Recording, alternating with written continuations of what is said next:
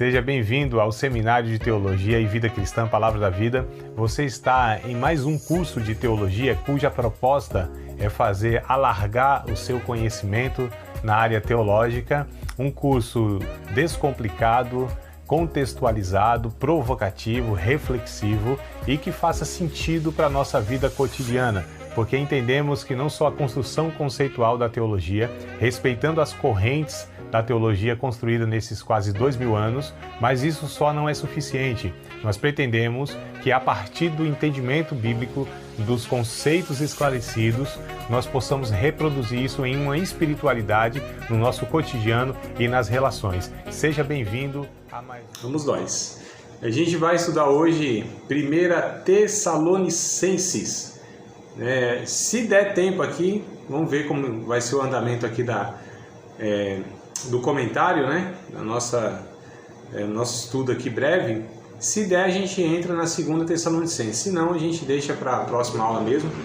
Mas vamos falar então sobre 1 Tessalonicenses. Aliás, segunda, né? Se der tempo, a gente entra na segunda, que são duas cartas de Paulo a essa igreja de Tessalônica. E aí a gente vai ver aqui alguns detalhes. Prepare as anotações aí, caderno já está na mão ali, caneta. E os bons de memória nem usa mais esses negócios, eu uso, né? Eu uso até a cola aqui porque eu esqueço até da aula. Mas vamos lá. Primeira, vocês sabem, mas faz parte aí, eu repetir, né? Por precaução, todas as vezes no Novo Testamento que a gente vai falar de alguma carta ou algum livro que tem primeiro e segundo livro. Eita, que foi? Deixa eu ver. Aqui acho que falou alguma coisa. Tá bom. Toda vez que a gente vai falar do Novo Testamento, nunca é primeiro, tá? Não pode ser primeiro Tessalonicenses, primeiro João, primeiro Pedro. Não pode, tá certo? Falar primeiro, porque é carta, né? Todos são carta. Eu estou falando de uma questão só da pronúncia do português mesmo, tá? Então é primeira carta, segunda carta, né? Se for o Antigo Testamento, também não pode ser primeira Samuel, primeira Crônicas, primeira Reis, não pode, porque é livro, lá não é carta, não é um gênero literário de carta, lá é livro. Então é primeiro, né, Crônicas, primeiro Samuel, né, primeiro livro de Samuel, primeiro Crônicas, tá? Só para uma questão de pronúncia que é bom, né? A gente vai aprendendo correto, fica tão bonito, né, amados? Não é só a beleza em si, né? Quando a gente... Aliás, em tudo na vida, a gente tem que procurar fazer aquilo que é excelente, que é o nosso melhor. A gente não quer fazer o melhor para mostrar para alguém ou fazer o melhor para disputar com alguém, mas é o nosso melhor, né? Principalmente quando a gente está falando naquilo que diz respeito ao reino de Deus, à palavra de Deus, né? Ao nosso Senhor Jesus. Então, a gente precisa sempre estar buscando, né, o melhor, o aperfeiçoamento, a excelência, né?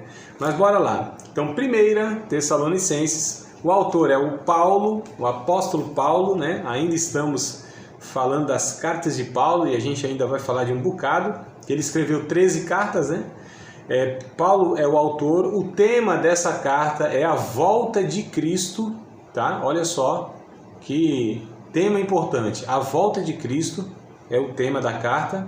A data que ela foi escrita, mais ou menos aí no ano 51 depois de Cristo, tá? Então essas três informações básicas, principais e introdutórias, né? Onde era essa cidade? Onde ficava essa cidade, né? Era a capital da Macedônia, tá? Então Tessalônica, a cidade de Tessalônica, era a capital da Macedônia. Falei, a Macedônia era onde? Na Grécia, tá? Então hoje, né, a gente tem aí o país chamado Grécia, não se chama mais Macedônia, né? Mas sim Grécia, tá? Então era a capital da Macedônia, que hoje é a atual Grécia, tá? Hoje ela, aliás, tem essa cidade, mas ela não tem um nome, né, que tinha, né? Tessalônica. Ela é chamada de Salônica. Então existe essa cidade, né? Mas é chamado de Salônica, tá? Na mesma região lá, da região da Grécia, né? Paulo planta a igreja dos Tessalonicenses, né, na sua segunda viagem missionária, tá?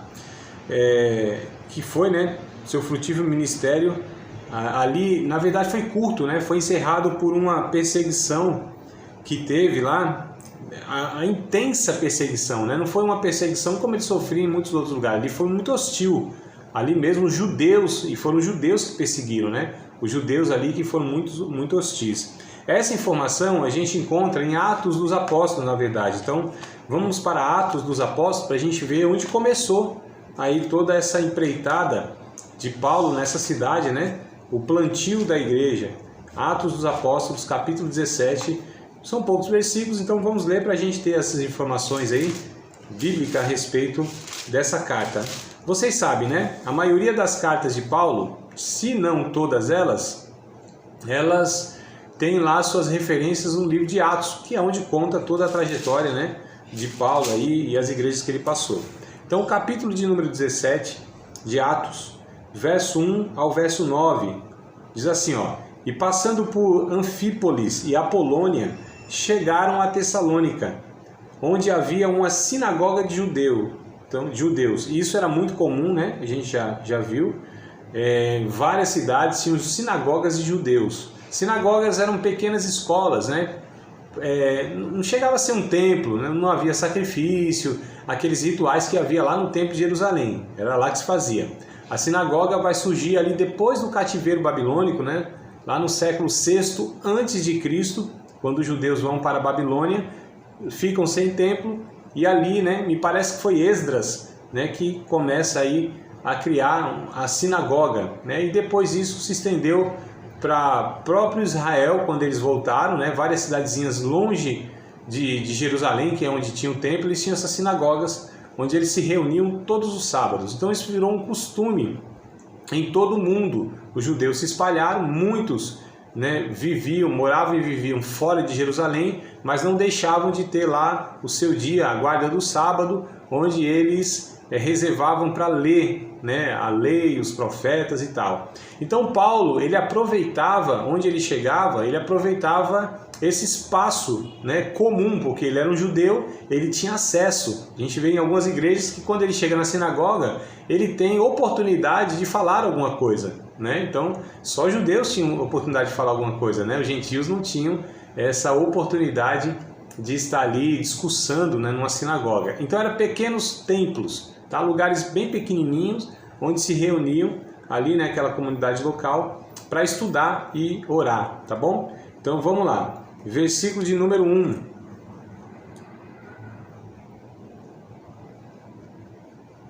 Opa, tá vendo aqui? Pronto. A gente estava lendo primeira Tessalônica não. A gente estava lendo Atos capítulo 17, versículo 1, tá? Versículo 1, que é onde registra aqui, então, o início de Paulo no contato nessa cidade. Verso 2, ó. E Paulo, como tinha por costume, foi ter com eles e por 3 sábados disputou com eles sobre as Escrituras, né? Aquilo que ele estava falando, ia para a sinagoga, expondo e demonstrando que convinha que o Cristo padecesse e ressuscitasse dos mortos. E este Jesus que vos anuncio, dizia ele, é o Cristo. E alguns deles creram e ajuntaram-se com Paulo e Silas, e também uma grande multidão de gregos religiosos e não poucas mulheres distintas. Então, olha só os grupos, né? Diversos que estavam ouvindo Paulo na sinagoga. Mas os judeus desobedientes, movidos de inveja, tomaram consigo alguns homens perversos dentre os vadios e, ajuntando o povo, alvoroçaram a cidade e, assaltando a casa de Jason, procuravam tirá-los para junto do povo. Porém, não o achando, trouxeram Jason, não os achando, né? Ou seja, Paulo, Silas, eles não estavam lá. Me parece então que esse Jason tinha recebido, né, Paulo e Silas, e eles foram até a casa, os judeus e um monte diz aqui vagabundos, né, vadios, gente desocupada.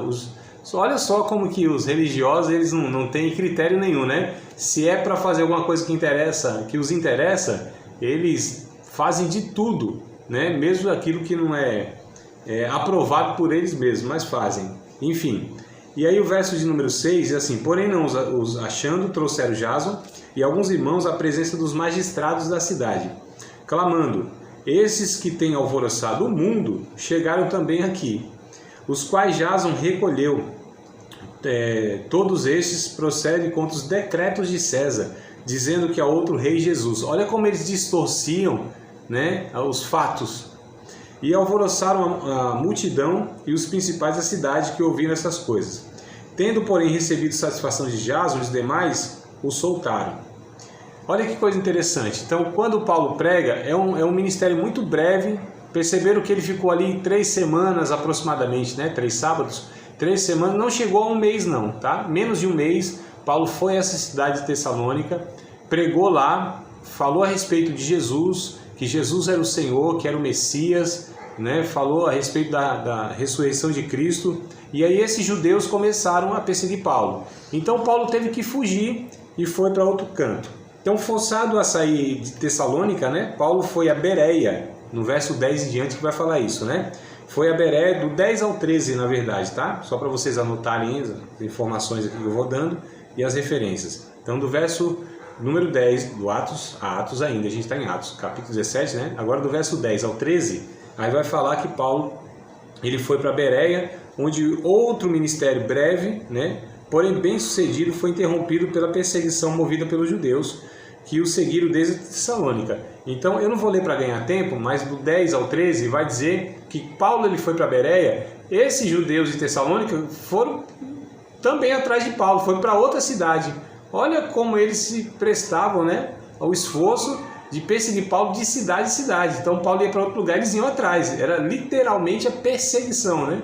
Não perseguia só ali não, ia seguindo Paulo onde ele fosse. Então eram homens mesmo endoidecidos, loucos, né? Gente assim, usada pelo diabo mesmo, coisa terrível.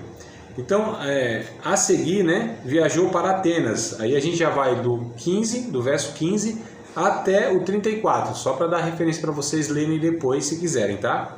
Que ele vai para Bereia, aí os judeus vão lá também na cidade de Bereia, perseguem Paulo também, aí Paulo sai dali também, né, fica em pouco tempo em Bereia, só que em Bereia, muito interessante, adiantando aqui, Paulo prega e esses bereanos, né, é o famoso verso 10, né, os crentes de Bereia foram mais excelentes ou mais nobres do que os de Tessalônica, porque enquanto Paulo estava pregando a respeito do Messias, eles iam conferir nas Escrituras.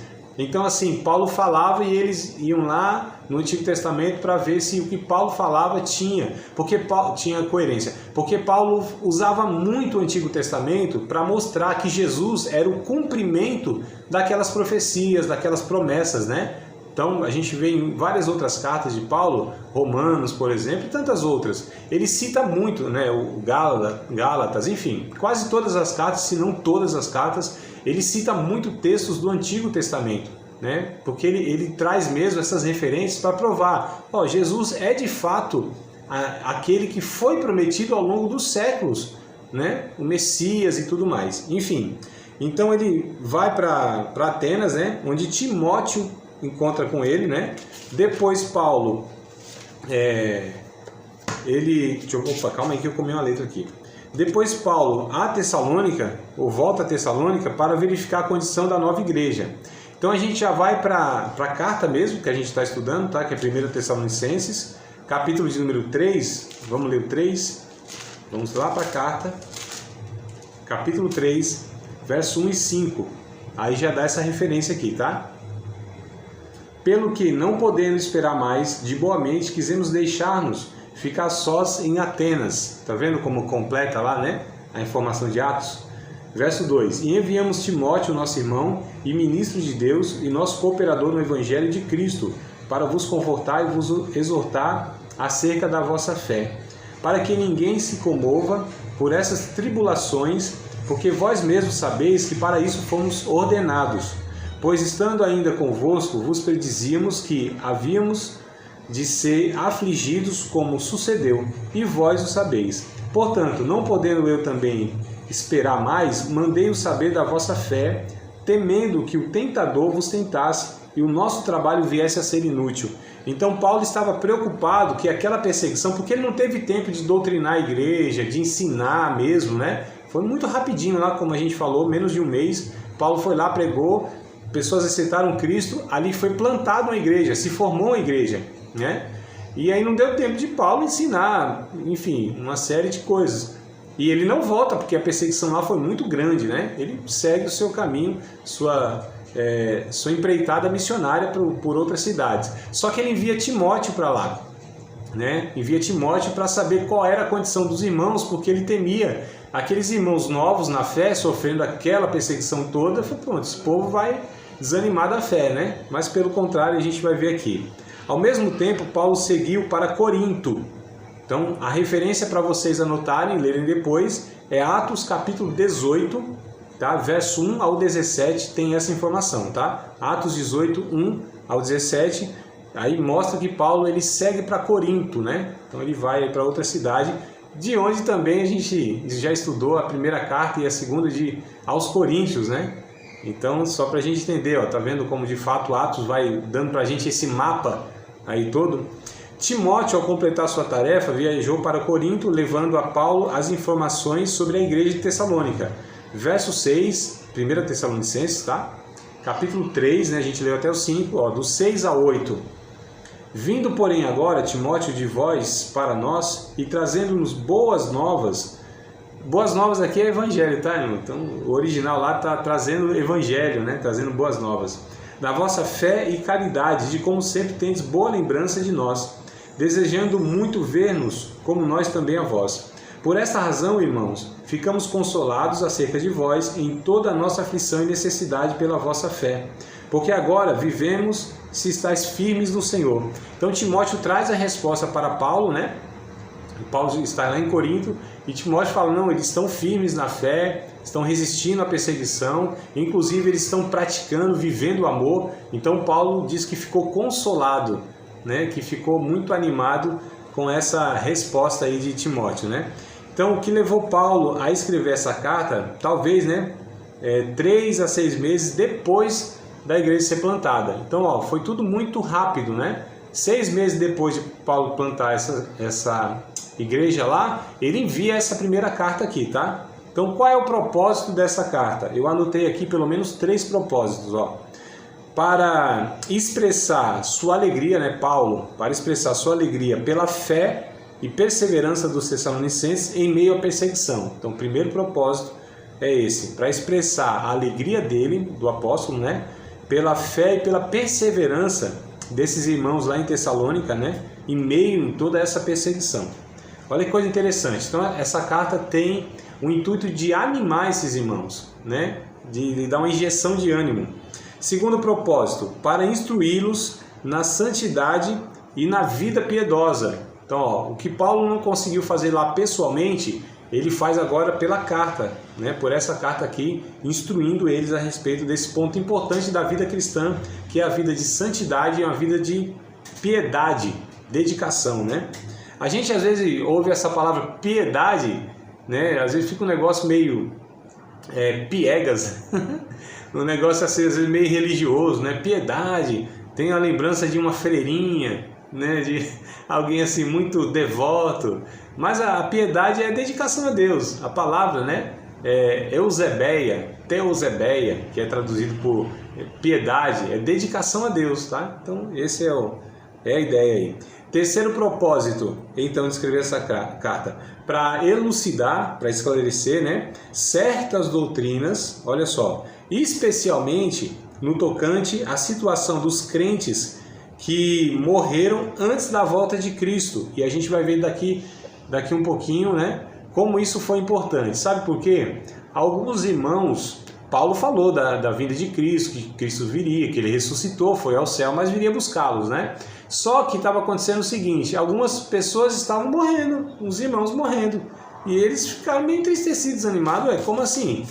Você não disse, Paulo, que Jesus ia voltar para buscar a gente? E os irmãos estão morrendo agora e Jesus não veio, né? E ele vai então instruindo acerca disso. Mas daqui a pouco a gente vai ver aqui no capítulo 4 isso, tá? Eu anotei aqui algumas características especiais dessa carta, tá? Então, só encontra nela. São 4 pelo menos aqui, ó, que eu anotei. A carta, foi um dos primeiros livros escritos no Novo Testamento, tá? Um dos primeiros livros, né, do apóstolo Paulo. E um dos primeiros livros também, porque a gente pensa às vezes que os evangelhos foram os primeiros a ser escritos, né? Porque está lá no comecinho, né? Não foi não, amados, tá? o primeiro livro do Novo Testamento a ser escrito foi Gálatas. Então, a carta de Paulo aos Gálatas foi o primeiro a ser escrito, né? E depois vem outros, mas os evangelhos não foram os primeiros não. Mas aqui, entre esses primeiros, está Tessalonicenses, tá? A primeira. Segunda característica especial, contém textos-chave do Novo Testamento sobre a ressurreição dos santos, né? Descreve como vai ser isso, e dos falecidos, né? Dos santos falecidos, os que morreram em Cristo, como eles vão ressuscitar. A carta de 1 Tessalonicenses traz as características, tá? Então traz aí os textos, né? Traz a explicação de como será a ressurreição dos santos falecidos por ocasião do arrebatamento da igreja. Está no capítulo 4, versículo 13 ao 18, amados, tá? Esse é o texto assim que detalha mesmo. Então, capítulo 4, versículos 13 ao 18, vai trazer o detalhe do arrebatamento, né? E a respeito também do dia do Senhor. Então, ó, também traz esse importante texto sobre quando fala dia do Senhor, tem alguns significados, né? Dia de Deus, dia de Cristo, dia do Senhor. Aqui, dia do Senhor, fala da vinda de Cristo mesmo, tá? Então, porque a igreja primitiva também chamava de dia do Senhor o domingo, que não é o caso aqui. Então, no capítulo 5, do verso 1 ao 11, é o que Paulo vai ensinar sobre a vinda, né? O dia do Senhor, que ele denomina dia do Senhor, mas é o arrebatamento, a vinda de Cristo, tá bom? Então, esse é a segunda característica. A terceira característica, todos os 5 capítulos, todos, sem exceção, 5 capítulos, fazem referência à vinda de Cristo, tá? E a relevância desse evento para os salvos. Então, olha só, não é à toa que o tema lá é a volta de Cristo. Todos os capítulos eles falam. Eu vou dar alguns textos aqui para vocês depois ir direto lá, só para perceber isso, tá? No capítulo 1 é o verso 10. Então, ó, capítulo 1 é o verso 10, vai falar sobre a vinda de Cristo. Capítulo 2 é o verso 19. Capítulo 3 é o verso 13. Capítulo 4, a gente já falou, né? Do 13 ao 18. E o capítulo 5, do 1 ao 11. Então, percebam, ó, todos os capítulos, eles vão fazer referência sobre a vinda de Cristo, tá? E qual a importância desse evento para os salvos, né? Para os crentes. Quarta e última característica, oferece uma visão única, olha só, oferece uma visão única. Aí eu notei duas coisas aqui, do estado de uma igreja zelosa, mas imatura, né? No começo da década de 50, a gente viu aqui que é 51, né? Que é escrito a carta, então vai falar sobre isso, tá? Vai mostrar isso, na verdade, né? O estado de uma igreja que ela era imatura, mas era zelosa, é por isso que ela precisou ser instruída. Só abrindo um parênteses aqui rapidinho, né? Depois a gente continua daqui a pouco. Veja a condição de muitos irmãos e até muitas comunidades inteiras. Eu gosto muito de usar a comunidade de fé ao invés de igreja, né? Porque a igreja a gente sempre associa à construção, ao templo.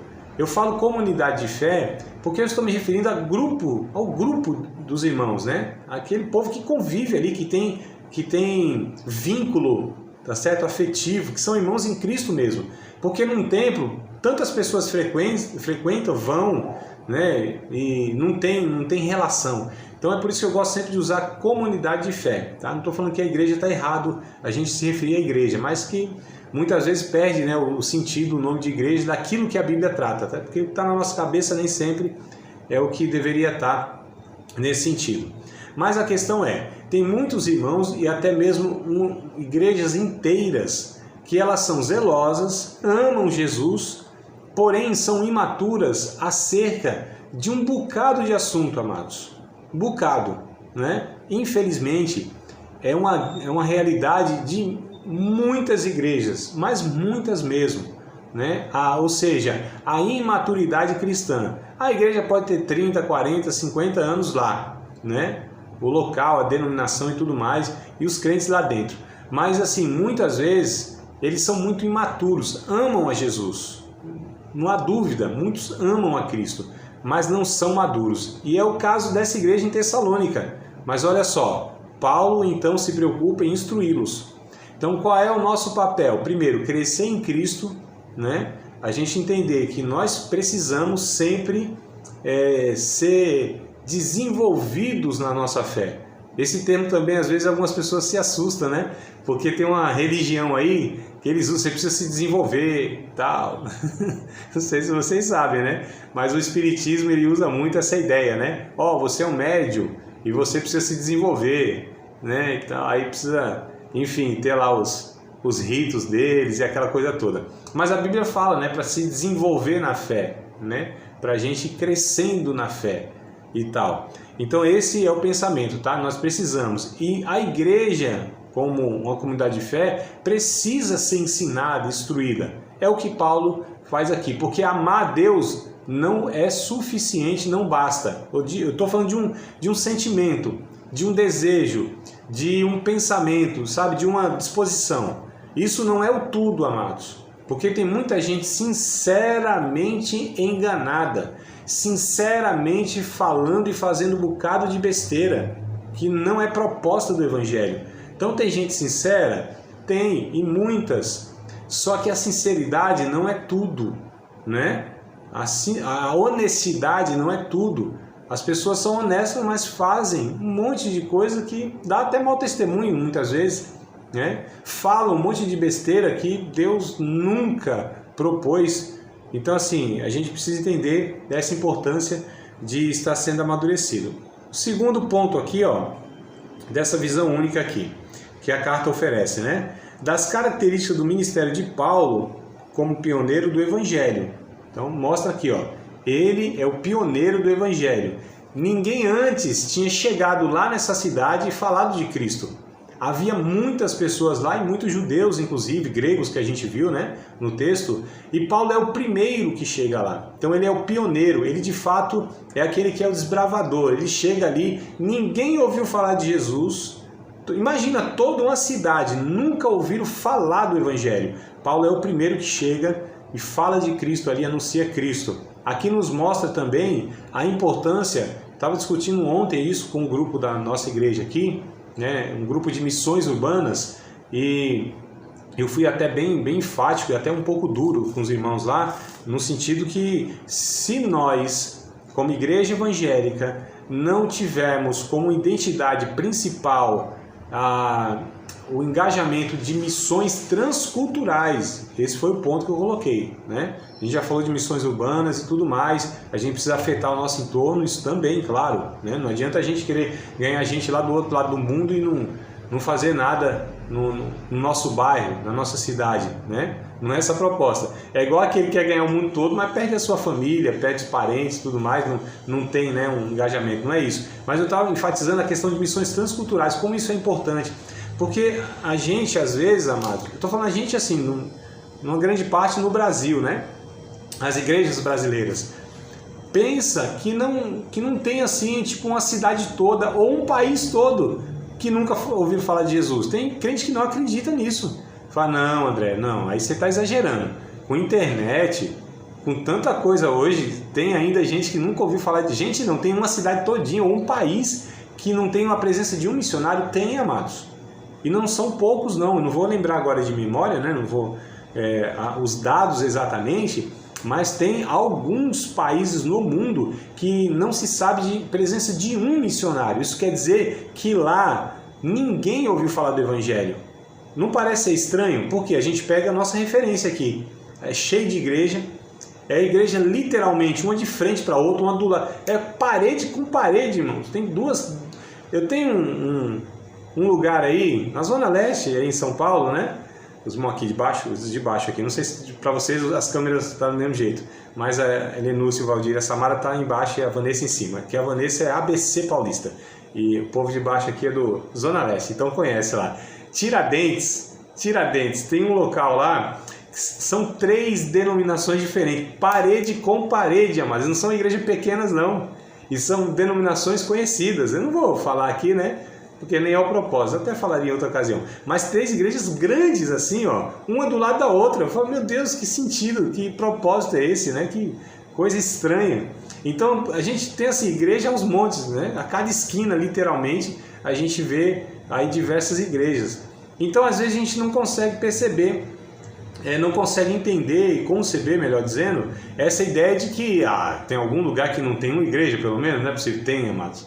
Tem. Então a gente percebe aqui como a carta de Tessalonicenses, né, nos mostra, ou melhor, a própria vida de Paulo nos mostra a importância de missionários de verdade. Eu não estou falando de pessoas que têm um título de missionário e prega de igreja em igreja, né? Missionário para pregar em festividade, em festas. Não, missionário é aquele que de fato está em locais onde Cristo não foi anunciado ou, né, foi pouco anunciado e precisa de mais pessoas lá para plantar igrejas. Estou falando desses missionários bíblicos, tá? Porque não é título, amados. A gente tem confundido muito. Eu estou saindo um pouquinho aqui do que a gente costuma fazer, né? Pegar os textos tudo, porque eu preciso estar extraindo aqui essa informação. A gente confunde títulos, tá certo? Como pastor, evangelista, missionário, né? A gente pensa que isso é título. Isso não é título, amados. Isso é função no corpo de Cristo. É função no reino de Deus. Então, se eu tenho um título de pastor, mas não pastoreio, não cuido de gente, não aconselho, né? Não ensino, enfim, então esse título não tem sentido. Se eu tenho um título de missionário, mas não tenho projetos, né? Não estou no campo missionário, por assim dizer, eu estou falando nesse sentido mais distante, então esse título não faz sentido.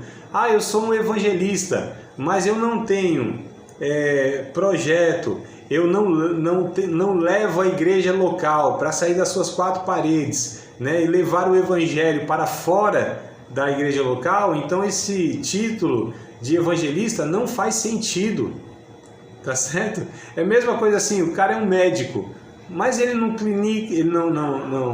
tem uma clínica, ele não atende, ele não medica, ele não dá diagnóstico, ele não trata de ninguém. Tem sentido ter um título de médico? Não é, né? Então a gente precisa entender essas questões aí, tá? Mas enfim, bora lá. Só para a gente entender aqui essa primeira carta de Paulo aos Tessalonicenses. Eu vou ficar por aqui nos comentários dela. Se vocês quiserem fazer alguma pergunta ou algum comentário, senão a gente parte para a segunda. Mas o resumo o tema é a volta de Cristo. Então Paulo, ele de fato, em todos os capítulos, fala da importância desse evento para os salvos, instrui também sobre a vida de piedade, né? Porque eles já tinham um testemunho, como o Timóteo levou a Paulo, de uma fé na perseguição, de uma prática de amor.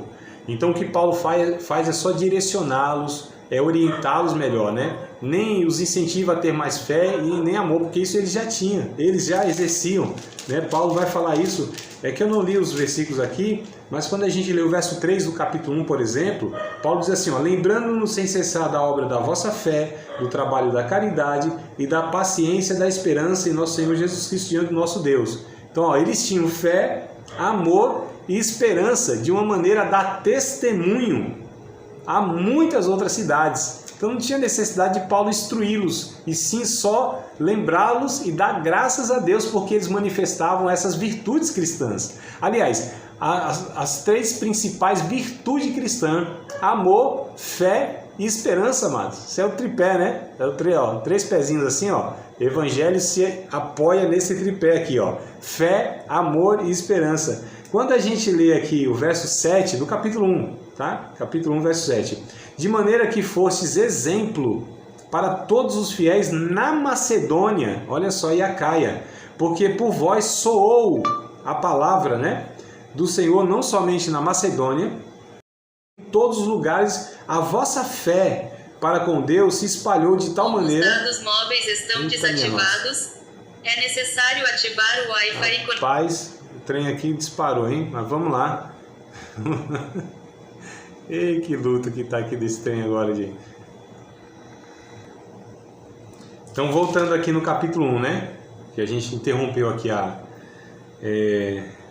minha fala. Então, verso 8, tá? Ó, falando sobre a palavra, né, que soou não somente na Macedônia e Acaia, mas também em todos os lugares. A vossa fé para com Deus se espalhou de tal maneira que já dela não temos necessidade de falar coisa alguma. Então, Paulo não tinha necessidade de falar sobre fé para eles, porque eles eram um exemplo. E essa fé deles se espalhou em muitas cidades em redor, como esses irmãos lá em Tessalônica estavam resistindo à perseguição, como eles estavam firmes na fé. O verso número 9. Então o 8 falou da fé, né? O 9 vai falar do amor, ó. Porque eles mesmos anunciam nós qual a entrada que tivemos para convosco, e como dos ídolos os convertestes a Deus, para servir ao Deus vivo e verdadeiro. Como eles deixaram toda aquela prática pagã de idolatria e como eles agora se dedicavam a Deus. Então isso aqui é o amor que foi evidenciado. E o verso 10 fala da esperança. E esperar dos céus a seu Filho, a quem ressuscitou dos mortos, a saber, Jesus, que nos livra da ira futura. Então olha só como a fé, o amor e a esperança estavam bem vivas, né, na vida desses irmãos na cidade de Tessalônica. Impressionante como esses irmãos pouco tempo ficaram com Paulo, ouviram lá só 3 semanas Paulo falando a respeito de Deus e mesmo assim desenvolveram, cresceram de tal maneira espiritualmente, né, que Paulo só tinha a agradecer a Deus. E aí Paulo instrui outras coisas, né, a vinda de Cristo, vida piedosa. A gente vê aqui no capítulo 4, por exemplo, o verso 1 em diante, Paulo vai falar da vida de santidade, né, que a gente falou, né, essa vida de pureza sexual. É bem interessante, né, que Paulo instrui. Amados, hoje em dia, infelizmente, tá algo assim, não tanto ensinado, né, a respeito de pureza sexual. A sociedade nossa, infelizmente, né, ela se descambou de algumas décadas para cá, porque nós tínhamos, eu estou falando assim, era uma cultura, ainda que não eram cristãos, mas a nossa sociedade tinha valores que a gente chama de judaico-cristão, né? Nosso país, ele, mesmo que não eram crentes, né, a grande maioria católicos, espíritas e tudo mais, mas os valores que a nossa sociedade carregava eram esses valores judaico-cristão, né? Ou seja, casar virgem, né? Honestidade, tinha muito essa questão de honrar a palavra, né? Mas então, hoje, com contrato e tudo, no cartório o povo ainda não cumpre, vai para o processo e tudo mais, né? Imagina, mas antes não, a palavra tinha muito poder no sentido de que as pessoas honravam o que falavam, tinha um valor, o que eu estou falando é isso, o valor da honestidade, né? Da honra, né? O respeito aos mais velhos, a pureza sexual. Você tinha essas virtudes na nossa sociedade. Hoje, infelizmente, o negócio assim tá ladeira abaixo, como eu falei, de algumas décadas para cá. E infelizmente a igreja evangélica também tem falhado muito em não educar, em não pregar, em não instruir a respeito dessas questões também, tá certo? Então nós devemos ser esse sal, né? Essa luz diante das trevas. Nós precisamos ensinar nossos filhos. Vocês precisam casar virgem. Por quê? Não é só o proibir, né? Porque isso, porque Deus, ele propõe o sexo dentro do casamento por causa disso. E as implicações, quando não são assim, assado, porque tudo tem uma consequência, né, amados? Então não é um moralismo, não é uma questão de só falar assim, não pode. Não, existe todo um propósito de Deus nisso tudo, né? Alguém disse assim que Deus, ele criou o sexo seguro e chamou isso de casamento. Então, com tantos métodos anticoncepcionais hoje, as pessoas pensam que os crentes, inclusive, jovens, né, estão se perdendo essas questões. E Paulo, olha como é um ensino bíblico, olha como o apóstolo Paulo se preocupa em ensinar isso, né, essa virtude, esse valor aqui, porque isso é importante. O que a Bíblia ensina, amados, é importante para a nossa vida. Não é uma questão que está ensinando só para proibir, não é uma questão que dizia respeito àquela cultura, não, é para a vida do ser humano. Então, o que Deus ensina faz sentido para nós porque ela preserva a vida do ser humano, física, espiritual, social e emocional, tá certo? Os mandamentos de Deus, não são um estraga-prazer da vida, né? Alguns pensam que é assim, né? Parece que Deus não quer ver a gente tendo prazer, alegria, né? Tem essa ideia de muitos que não entendem. Não, os mandamentos de Deus é como uma cerca, tá certo? Que nos impede de pularmos no abismo, de cairmos no abismo, né? Então, as regras, os mandamentos de Deus é para a vida. E não são pesados. O João vai falar na sua carta, uma das suas cartas, acho que é a primeira ou segunda carta, vai dizer: os mandamentos de Deus não são pesados. Quando a gente entende o propósito, se torna leve, no sentido de ter o prazer de praticá-los, né? E Paulo ensina algo tão prático, né? Que é uma questão de pureza sexual. E ele usa esse termo aqui no verso 6, ó, capítulo 4, verso 6. Ninguém oprima ou engane o seu irmão em negócio algum, porque o Senhor é vingador de todas essas coisas, como também antes vos dissemos e testificamos. Olha só. Porque não nos chamou Deus para a imundícia. Como os dados móveis estão desativados, rapaz, tem outro celularzinho é necessário aqui. ativar o Wi-Fi e conectar-se a uma... Minha nossa, eu desligo os dados móveis e ela fica falando: eu sei que eu desliguei, minha senhora. Outro celular aqui, meu irmão, que tá atrapalhando o trem aqui, ó. Meu Deus do céu. Ao vivo é assim, isso aqui vai tudo para gravação, não corta nada. Eu até me perdi aqui, o verso 7, né, que eu estava lendo, é isso? Porque não nos chamou Deus para a imundícia, mas para a santificação. Portanto, quem despreza isso, não despreza o homem, mas sim a Deus, que nos deu também o seu Espírito Santo. Então, olha que coisa interessante, né? Talvez, mas André, isso aqui está falando de pureza sexual onde? É porque eu não li antes, né? Na verdade, devia ter lido antes. O verso de número 3 e o 4 vai falando sobre isso, né? Sobre a santificação, se abster da prostituição. Cada um tenha o seu vaso em santificação e honra. Ele fala aqui de uma forma figurada sobre o corpo, né? Santificado, honrando, e não na paixão do desejo ilícito, né? Da paixão sexual. Então ele vai ensinando essa questão de pureza sexual para os irmãos lá. Aí sentir a necessidade. As outras questões não, mas essa sim. Enfim. E ele entra, inclusive, depois no verso 13, né, muda de assunto, falando a respeito da vinda de Cristo, e o capítulo 5, sobre que Deus virá mesmo no final dos tempos para estar punindo, né, os rebeldes, aqueles que rejeitaram a sua salvação, mas também virá para recompensar os fiéis. E é interessante que a partir do verso 12, amados, né, do verso 12, eu falei que não ia comentar mais, mas eu estou comentando aqui, que agora me veio na memória um bocado de coisa. O verso 12 do capítulo 5, ele dá recomendações práticas. Percebam como o ensino do Evangelho, ele não é essa questão teórica, né? A gente trabalha isso nos cursos de teologia sistemática, teologia médio, básico teologia, bacharel, as questões teóricas, mas sempre voltando para a prática, né? Porque o que adianta a gente saber ter um monte de informação e isso não resultar, não se traduzir na vida mesmo, no nosso comportamento? Não tem sentido, né? A gente fica um religioso teórico que sabe de um bocado de coisa, mas não desfruta, não vive isso, né? E o verso 12, olha como ele vai dando um monte de recomendações práticas. Rogamos, irmãos, que reconheçais os que trabalham entre vós e que presidem sobre vós no Senhor e vos admoestam, e que os tenhais em grande estima e amor por causa da sua obra. Tende paz entre vós. Então, ele ensinando o respeito mútuo, né? Verso 14. Rogamo-vos também, irmãos, que admoesteis os desordeiros, consoleis os de pouco ânimo, sustenteis os fracos, sejais pacientes para com todos. Olha que coisa interessante, né? A generosidade, a misericórdia. Então Paulo vai ensinando essas questões práticas de relacionamento. Verso 15. Vede que ninguém dê a outrem mal por mal, mas segue sempre o bem, tanto uns para com os outros como para com todos. Então Paulo ele vai ensinando o que Jesus ensinou lá em Mateus, lá nos Evangelhos, né? Retribuir o mal com o bem, orar por aquele que maltrata e persegue, falar bem daqueles que falam mal. Nessas redes sociais, o que fala mal uns dos outros não é brincadeira, crente falando mal de crente, né?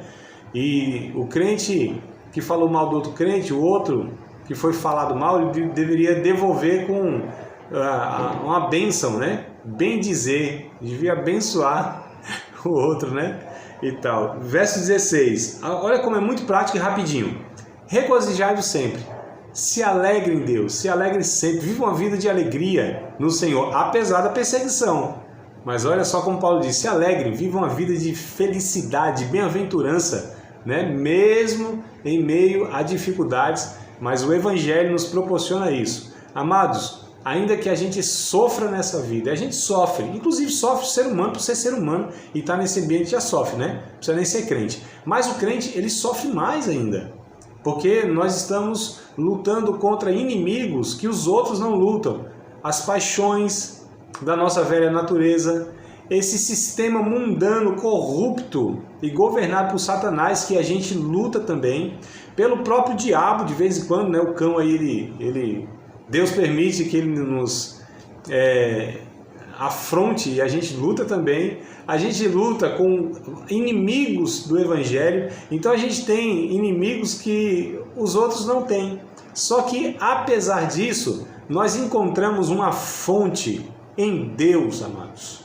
Uma alegria tal que nada nos faz desanimar da vida, né? A gente encontra uma fonte de alegria na adoração a Deus, ainda que a gente esteja sofrendo, inclusive chorando, angustiado, mas a gente tem um relacionamento com o Espírito Santo que traz bálsamo nas nossas feridas, que nos renova no meio das dificuldades e das lutas, que nos dá força para prosseguir, que alimenta a nossa esperança, né, de que Deus, ele vai mais cedo ou mais tarde nos dar a vitória em alguma situação, ainda que seja na eternidade, mas há uma eternidade nos esperando. O Espírito Santo que enche a nossa alma de uma alegria que eu e vocês sabem do que eu estou dizendo aqui, que não dá nem para explicar, mas uma sensação de gozo mesmo, né? De alegria. Por isso que Paulo diz, regozijai-vos no Senhor.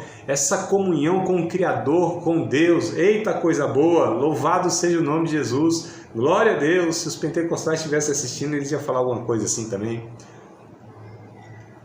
Vou molhar as palavras aqui que eu estou me empolgando. Olha outra recomendação básica e simples. Verso 17. Orai sem cessar. Ore sempre. Vida de oração, tá? Não é que tava assim, tipo, ore os 24 horas do dia. Não é isso, tá? Mas tenham uma vida de oração sempre. Orem. Orem sempre. Verso 18. Em tudo dai graças, porque esta é a vontade de Deus em Cristo Jesus para convosco. Irmãos, a gratidão é algo que nos faz tão bem, que nos ensina. Quem é grato é feliz, vocês sabem, né? Quem é grato é feliz, ele se contenta com o que tem. Ele dá graças pelo pouco, por coisas simples da vida. Simples, amados.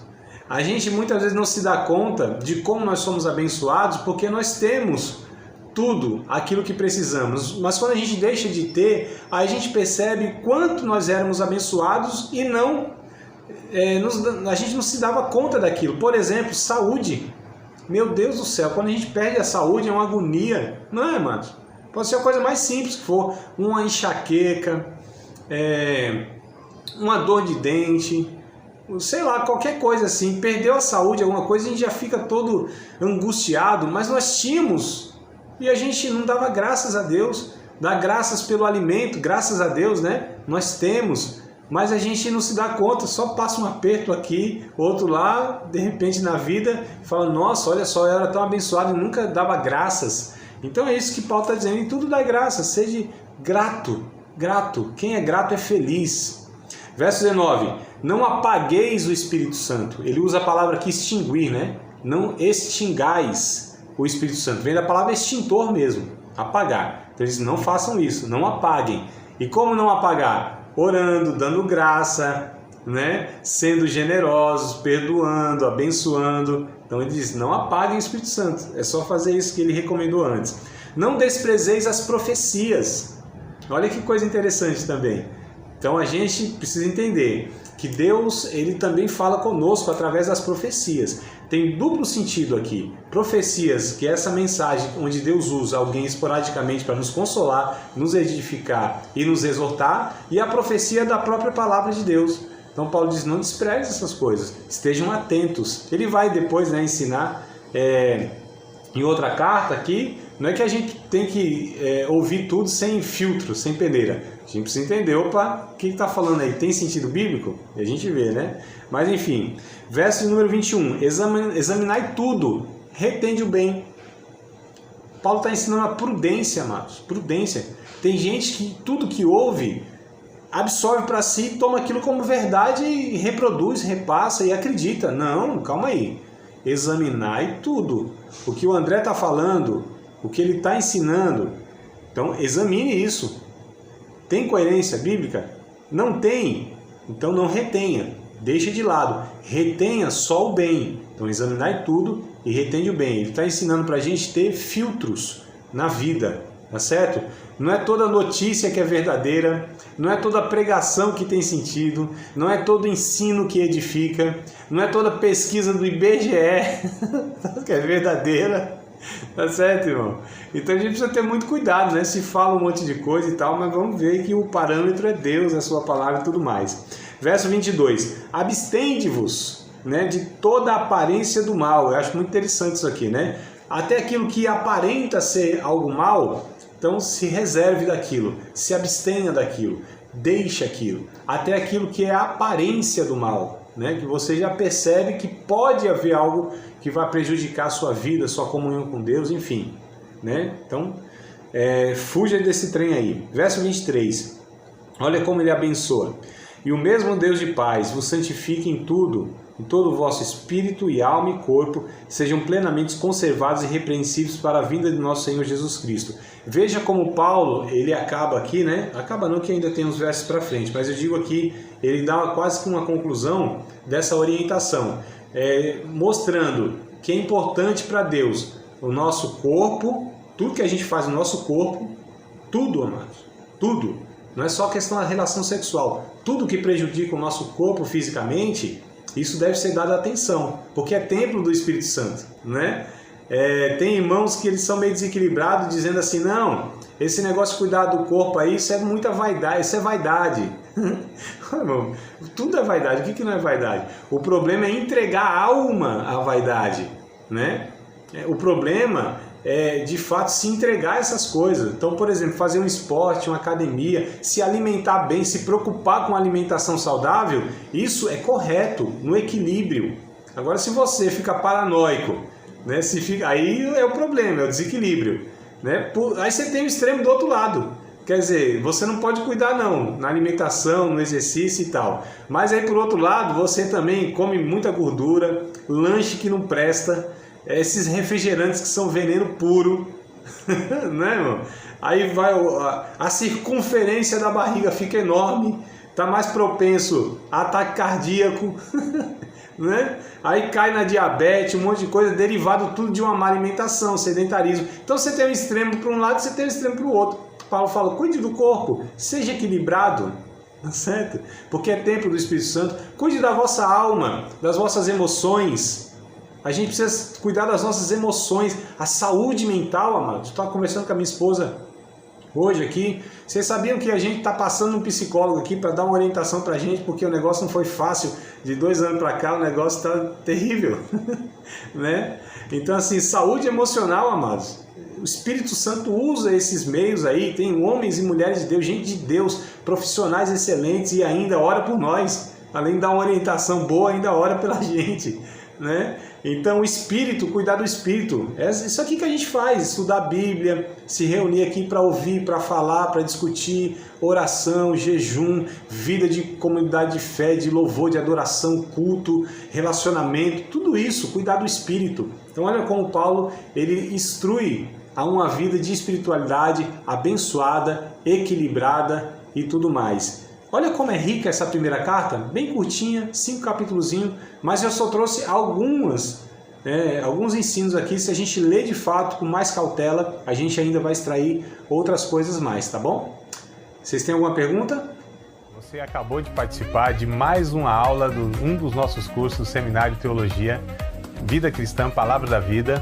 Espero que tenha te abençoado, não só alargado o seu conhecimento teológico, mas que tenha também atingido o teu coração para que você possa a cada dia mais reproduzir a vida de Deus nas suas relações cotidianas. Se você ainda não é aluno oficial de um dos nossos cursos, se inscreva aqui no contato que vai aparecer do WhatsApp. Também nos siga nas redes sociais, se inscreva no nosso canal, compartilhe à vontade e Deus